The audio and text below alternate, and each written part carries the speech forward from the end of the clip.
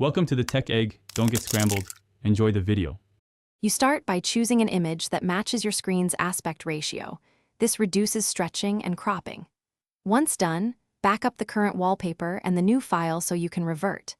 Now open your Photos or Gallery app, select the image, and enter Edit mode to crop to the display bounds and tweak brightness and contrast so icons remain visible. Make sure to save an edited copy.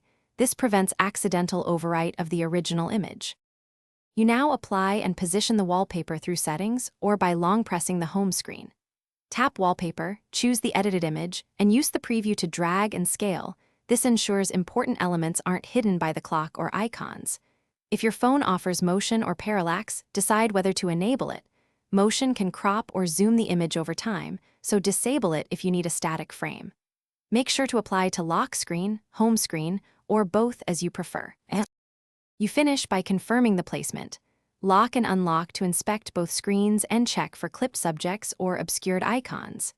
If the image conflicts with widgets or app icons, move them or adjust the image contrast and crop slightly. This improves legibility and visual balance. If the wallpaper doesn't apply or shows artifacts, clear the launcher or wallpaper cache, restart the phone, or reinstall the launcher app. That single troubleshooting step.